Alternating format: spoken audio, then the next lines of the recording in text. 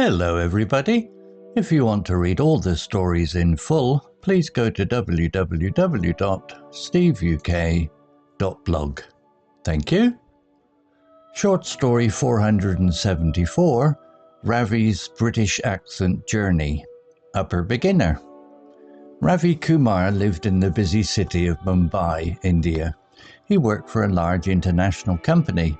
His job was in IT support, helping people with their computer problems. Many of the company's main offices were in the United Kingdom, in London. This meant Ravi spent a lot of time talking to colleagues and managers in the UK on video calls and phone calls. Ravi spoke English well. He learned it in school, and he used it every day for his work. But Ravi had a strong Indian accent. Sometimes people in London asked him to repeat himself. They were always polite, but Ravi felt a little embarrassed sometimes. He also noticed that the British speakers had a certain rhythm and music in their voices that his own English did not have. He thought, if I could speak a bit more like them, maybe communication would be smoother. Maybe I would feel more confident in important meetings. He didn't want to lose his Indian identity, not at all. He loved his culture and his background, but he saw learning a British way of speaking English as adding a new skill, like learning a new computer program for his job. One evening, Ravi was searching online for ways to improve his English pronunciation. He read about different methods. Some talked about tongue twisters, others about learning phonetic symbols. Then he found an article about something called shadowing. The article explained shadowing like this. You listen to a native speaker and you try to speak at the exact same time as them. You copy their pronunciation, their speed, their rhythm, the ups and downs, and their intonation, the music of the voice. It sounded interesting, but also a little strange. Talking at the same time as someone else, how could that work? Ravi decided to try it. He needed good quality audio of a British English speaker. He chose to listen to newsreaders from the BBC. Their English was very clear and generally considered a standard British accent, often called received pronunciation, or RP. The next morning, during his commute on the train to work, Ravi put on his headphones. He found a short BBC News report online. First, he just listened carefully one time. He paid attention to the sounds, how the speaker linked words together, and the rise and fall of their voice. Then he started the audio again. This time he tried to speak with the newsreader. It felt very strange. His own voice sounded loud and clumsy in his ears. He couldn't keep up. The newsreader spoke quite fast and Ravi missed many words. He felt a bit silly whispering the English words on the crowded train. But Ravi was determined. He remembered reading that shadowing takes practice. He decided he would practice for 15 minutes every morning on the train and 15 minutes every evening on his way home. The first week was difficult. He often lost his place. He struggled with certain sounds that were different from his Indian English. The TH sound in words like think and that was tricky. The vowel sounds in words like M and man, or ship and sheep, needed careful listening. And the way British speakers didn't always pronounce the R sound at the end of words like car or better was also different. He started with shorter sentences. He would play one sentence, listen, then play it again and try to shadow it.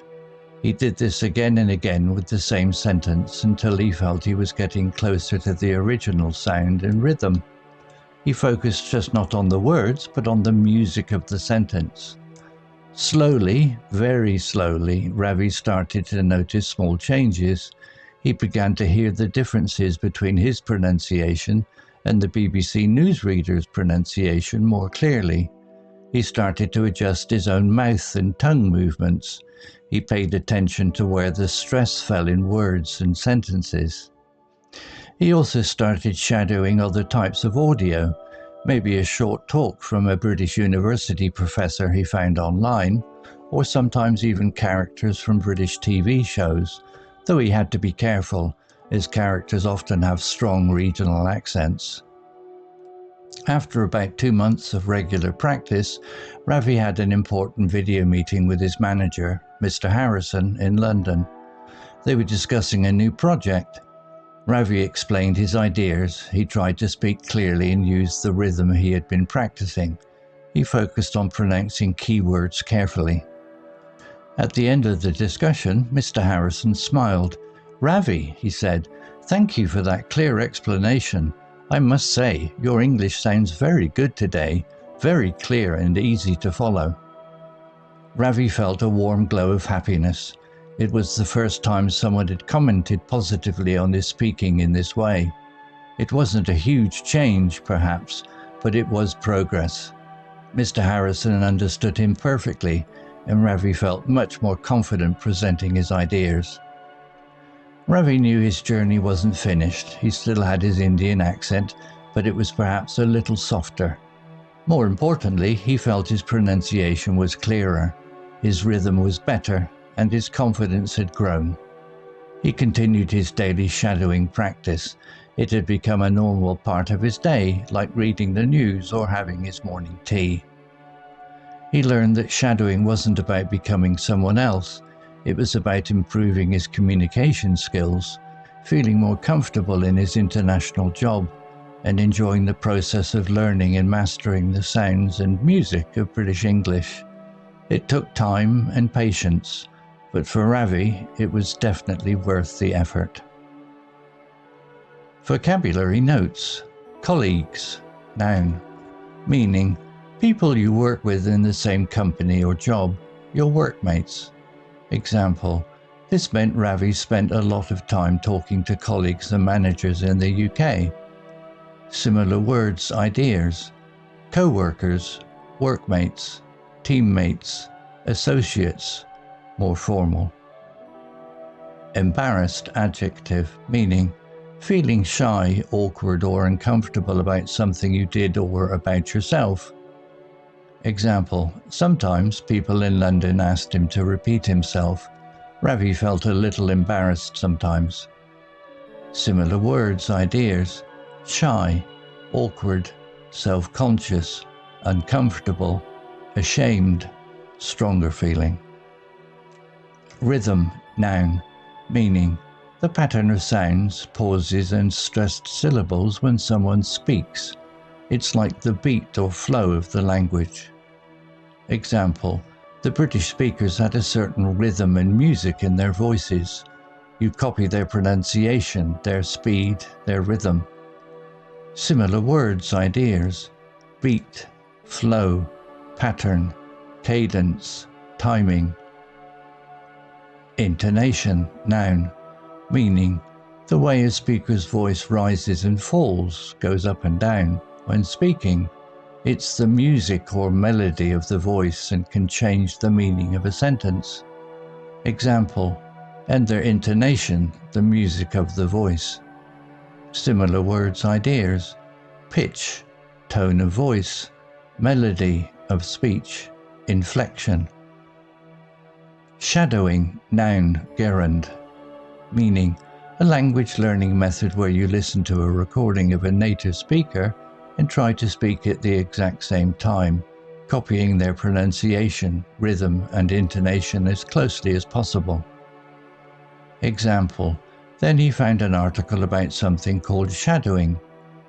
He learned that shadowing wasn't about becoming someone else. Similar words, ideas, mimicking, copying, echoing, but shadowing specifically means speaking at the same time. Commute, noun, meaning the regular journey between your home and your place of work or study. Example, the next morning during his commute on the train to work, Ravi put on his headphones. Similar words, ideas, journey to work, travel to work. The verb is also commute. A person who does this is a commuter. Determined, adjective, meaning having made a strong decision to do something and not letting anything stop you. Very motivated. Example, But Ravi was determined. He remembered reading that shadowing takes practice. Similar words, ideas: motivated, persistent, focused, dedicated, resolved. Tricky, adjective, meaning difficult to do or deal with, needing care or skill. Example: the th sound in words like think and that was tricky. Similar words, ideas: difficult, challenging, complicated, awkward, hard. Adjust, verb, meaning to change something slightly, often to make it better, more correct, or suitable for a new situation. Example: he started to adjust his own mouth and tongue movements. Similar words, ideas: change, modify, adapt, alter, fine-tune. Progress, noun, meaning movement forward or towards getting better, improvement or development. Example: it wasn't a huge change, perhaps, but it was progress. Similar words, ideas: improvement, advancement, development, getting better, headway. Confident, adjective, confidence, noun. Meaning confident, adjective, means feeling sure about your own abilities or opinions. Confidence, noun, is the feeling of being confident. Example: maybe I would feel more confident in important meetings. His confidence had grown. Similar words, ideas: confident, sure, self-assured, certain, positive. Confidence, self-belief, assurance, certainty, self-esteem. Story written by Gemini AI. Image created by Designer AI. To read all the stories in full, please go to www.steveuk.blog. Thank you. Hello, this is Steve. If you enjoyed the story, please would you take the time to leave a meaningful comment and click on the like icon. If you want to know when the next story has been uploaded, please click on the notify bell icon to be notified.